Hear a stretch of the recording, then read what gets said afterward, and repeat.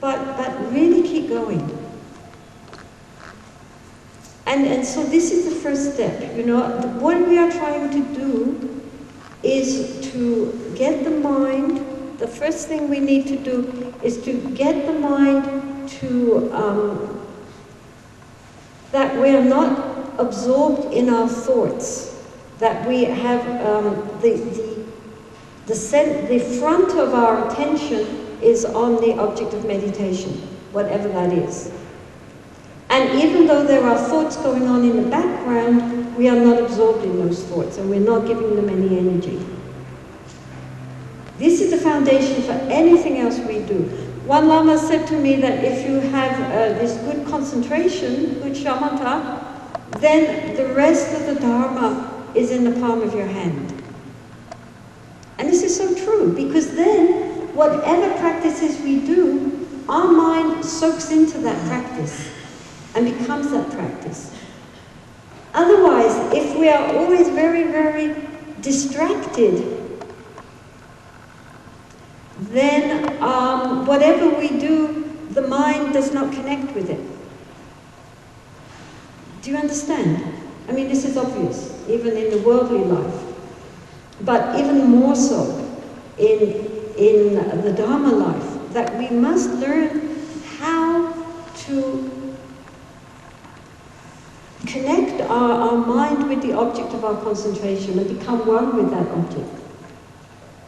When we completely become one with the object, then that transforms everything. But even in the meantime, just to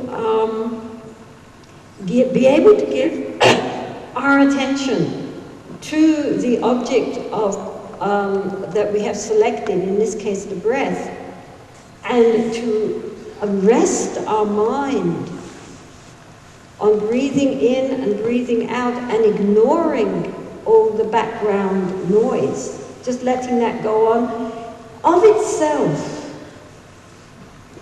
As our concentration becomes more single-pointed, of itself, the background discursive thoughts will begin to slow down. We don't have to do anything to them. The one thing we have to do with the background thoughts is ignore them and not be carried away by them. If we now change from a waterfall, now we're meditating, that waterfall has become a swift-moving river. So we are not going to plunge in the river and be swept away. We are now outside of the river. And we are using the breath as a focal point to develop this quality of being very spacious and relaxed. Don't tense up. Mind very relaxed, very open, very spacious, but very one-pointed, very alert.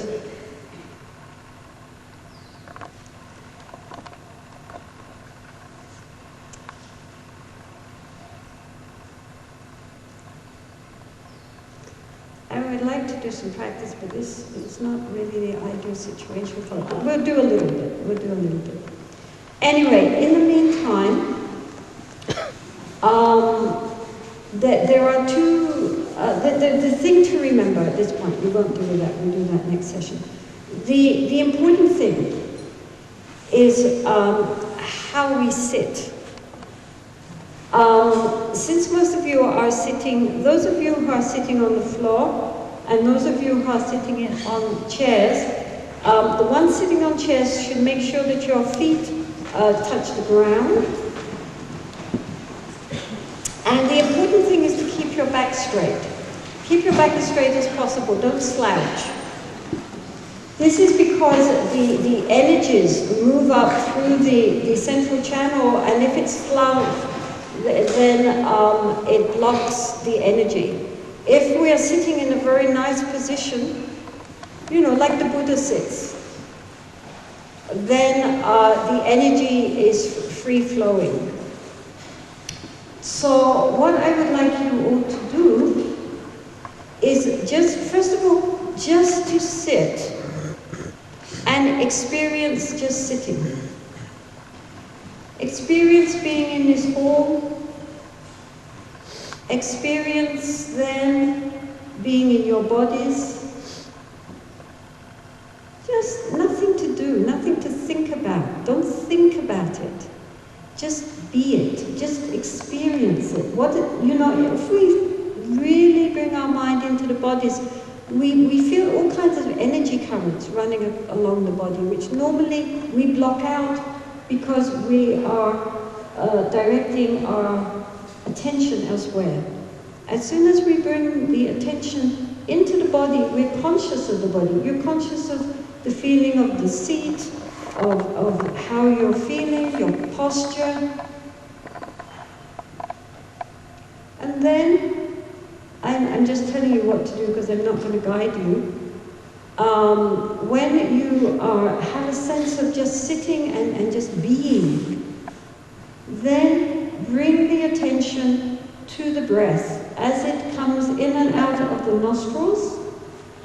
If you find that difficult, some people find that difficult, or because we are in the West so much up in our head, they find that makes them very tense. In that case, you can focus on the rising and falling of the abdomen.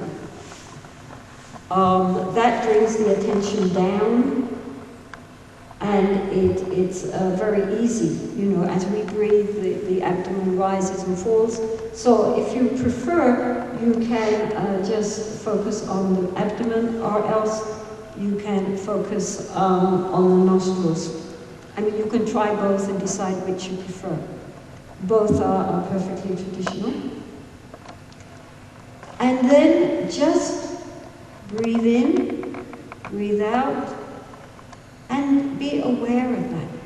Don't think about it. Don't think, now I'm breathing in, now I'm breathing out. Just breathe. And just experience the breath as it comes in and out and strikes either the nostrils or the rising and falling of the abdomen.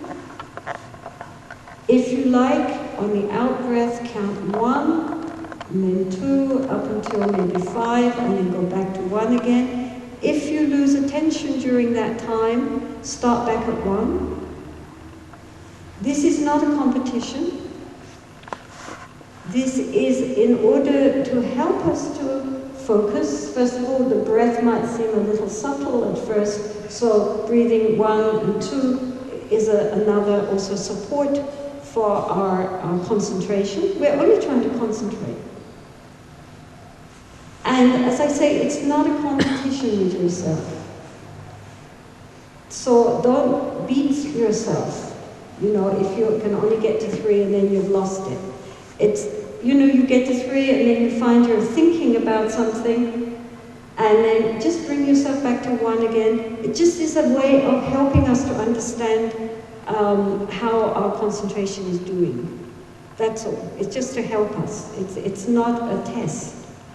I'm not going to say, who got the 5? Put up your hands. It's not that. It's just as an aid. That's all.